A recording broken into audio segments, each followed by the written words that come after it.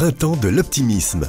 L'interview by Moustique, the audio agency. Je m'appelle Barbara Larry-Lafont. Je viendrai dédicacer et vendre mon livre La course de la mouette aux éditions La Martinière. Ça raconte une belle vie au départ, une vie pleine d'amour, pleine de plaisir, 5 enfants, 16 ans de mariage, plein d'amis, des investissements professionnels réussis et qui nous épanouissaient. Et puis du jour au lendemain, comme dans un mauvais film, un mari percuté par un véhicule et tout un drame qui s'ensuit. En l'occurrence, moi, on m'a annoncé que mon mari est tombé dans un coma gravissime, état végétatif. Cette vie, à vrai dire, celle de mon époux, la mienne et celle de nos 5 enfants qui basculent. Comment on réagit tout de suite ? Moi, j'ai tout de suite voulu réagir contre un diagnostic et la fatalité qui s'annonçait.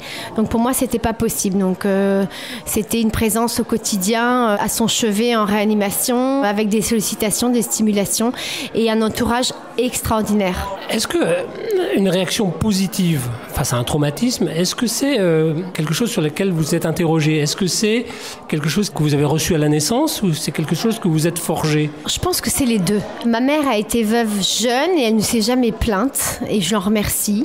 Elle a toujours eu le sourire. Donc évidemment, je pense que j'ai été forgée là-dedans. Après, c'est une question d'état d'esprit et tout le monde peut l'avoir, cet état d'esprit.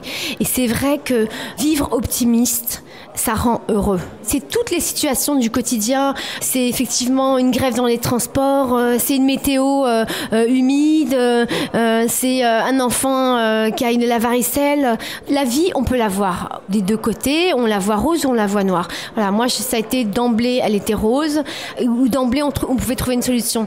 J'ai 4 fils et une fille. Mon dernier fils, Grégoire, qui a 8 ans, me dit la dernière fois, « Maman, t'es drôle, toi. Toi, il y a toujours une solution à tes problèmes. » Voilà, je pense que si on était tous comme ça, et en France notamment, on serait champion du monde comme à l'époque de notre belle équipe de football. Alors justement, vous avez réagi positivement, vous êtes accroché à l'idée que votre mari allait s'en sortir. Qu'est-ce qui s'est passé ensuite ? Vous avez eu raison de vous accrocher ? Oui, j'ai eu raison, non sans mal, parce que évidemment, il y a des obstacles difficiles à surmonter, que j'ai surmonté aussi par un bel entourage, par des amis solides ou des gens qui ont entendu parler de notre histoire. On a eu beaucoup de bienveillance, beaucoup d'empathie. Mais oui, j'ai bien fait parce qu'aujourd'hui, mon mari, il est là. Ça a été très très long, 22 mois d'hospitalisation. Il est resté 1 an couché. Il a dû apprendre tous les gestes du quotidien. Il y a des grosses séquelles aujourd'hui. Mais j'ai envie de dire que il faut s'accrocher. Il ne faut pas baisser les bras. Alors, mon livre rencontre une belle écoute et un certain succès. Et même si j'aurais aimé m'en passer d'écrire ce livre, évidemment. Parce que les gens me disent c'est une belle leçon de vie et vous nous donnez du courage et de l'espoir.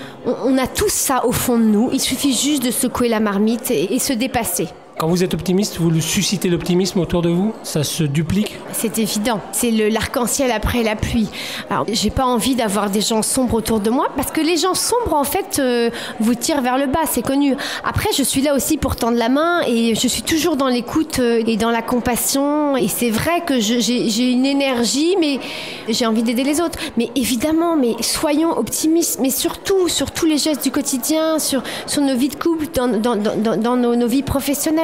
Parce qu'il y a un vrai retour sur investissement. Voilà, un vrai retour. Tous les podcasts à découvrir sur printempsdeloptimisme.com